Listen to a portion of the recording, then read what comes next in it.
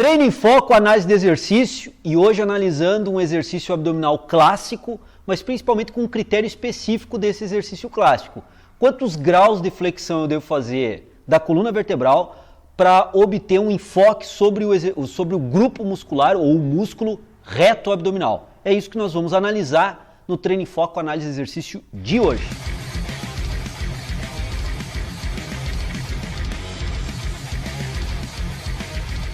Bom, pessoal, muitas pessoas têm dúvida sobre a angulação que nós devemos fazer no exercício abdominal clássico para obtermos o maior enfoque muscular possível sobre o grupo, sobre o músculo reto abdominal.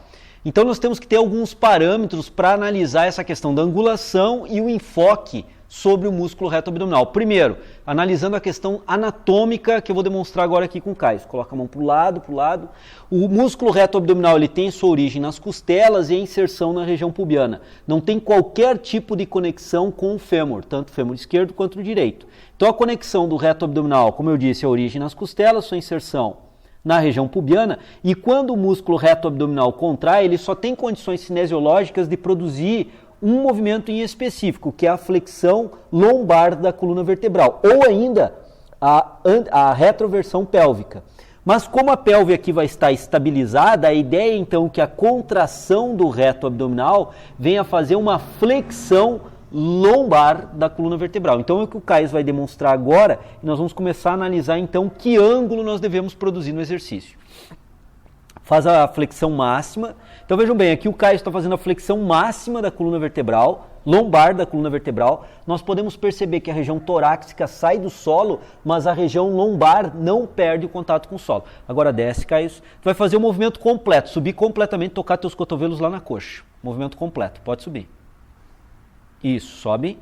Uma dificuldade em fazer, isso mostra fraqueza nos flexores do quadril, mas vejam bem, região lombar agora perdeu o contato com o solo e além da flexão da coluna vertebral, ele também fez uma flexão do quadril. E como os flexores do quadril não estão fortes, estão até com um certo grau de fraqueza, ele teve dificuldade para fazer essa flexão. Volta de novo, Caio.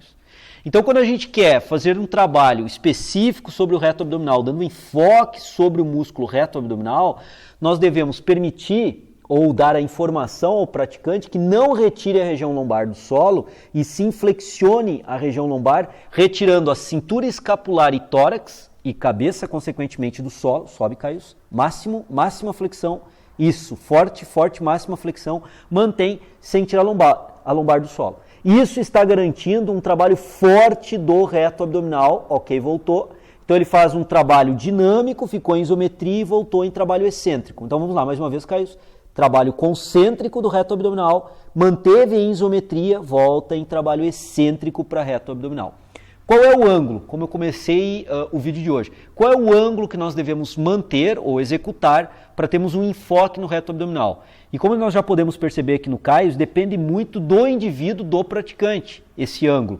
Porque se o praticante tem uma força abdominal grande, ele vai poder fazer uma grande flexão da coluna vertebral, sem tirar a região lombar do solo e trabalhando sobre o músculo reto abdominal. Outras pessoas, por outro lado, se apresentarem um reto abdominal fraco, frágil, irão fazer uma flexão lombar da coluna vertebral menor e não terão condições de flexionarem mais a coluna vertebral. Irão começar a trabalhar com os flexores do quadril, retirando a lombar do solo. Então o critério lombar estar em contato com o solo, não estar em contato com o solo é um critério interessante para nós termos a ideia de que não estamos acionando dinamicamente os flexores do quadril, principalmente o psoas, que vai tracionar a região lombar em direção aos fêmures.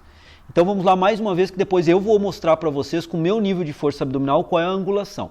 Então nós podemos, um ângulo bem curtinho primeiro, Caio. Um ângulo curto, volta, então faz o exercício curto. Sobe, volta, ângulo curto. Então a gente pode perceber que com esse ângulo curto já está trabalhando o reto abdominal dinamicamente, pois é uma flexão lombar da coluna vertebral. Agora faz 5, 6 flexões máximas, com ângulo máximo de flexão, pode fazer. Vejam bem agora aqui, já alterou bastante a angulação. Ele está fazendo agora com angulação máxima concêntrica de flexão da coluna vertebral, da coluna lombar. E aqui nós continuamos com um trabalho dinâmico do reto abdominal como curtinho. Faz o curtinho agora, Caio. Movimento curto ainda é reto abdominal, porém agora um grau de encurtamento e alongamento sobre tensão menor do reto abdominal. Amplo agora, amplitude máxima sem tirar a lombar. Isso, e agora nós temos um trabalho bem amplo com uma intensidade maior para o reto abdominal. Essa é a condição que o Caio tem, esse é o ângulo que ele consegue fazer para executar o exercício abdominal. Ok, relaxou. Agora vamos imaginar uma outra pessoa, nós podemos graduar isso para o nível de força da outra pessoa que agora eu vou executar para vocês. Pode sair, Caio? Isso. Nós vamos mostrar agora aqui. Então vejam bem, eu vou tentar agora mostrar aqui para vocês o mesmo movimento que o Caio. Então vejam bem, um ângulo curto, eu já estou trabalhando com reto abdominal. Em flexão lombar da coluna vertebral curta. Eu vou ampliar o meu ângulo.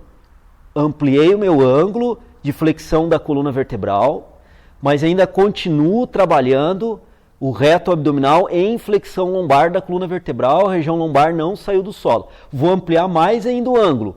Ampliei mais ainda o ângulo. Vejam bem que a angulação está maior, não retirei a região lombar do solo. Vejam bem, agora eu vou retirar a região lombar. Aqui é flexor de quadril. Voltei, vou executar sem a retirada da região lombar do solo a minha amplitude máxima.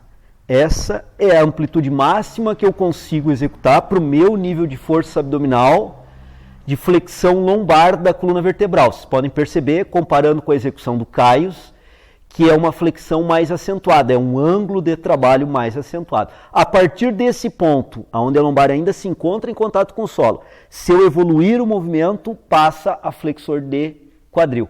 Um detalhe importante para nós verificarmos como os flexores de quadril entram dinamicamente para agora sim flexionar o quadril é o posicionamento dos pés. Se vocês observarem bem, durante a execução da flexão lombar da coluna vertebral, meus pés estão em contato com o solo de uma forma relativamente normal e fácil de ser mantida.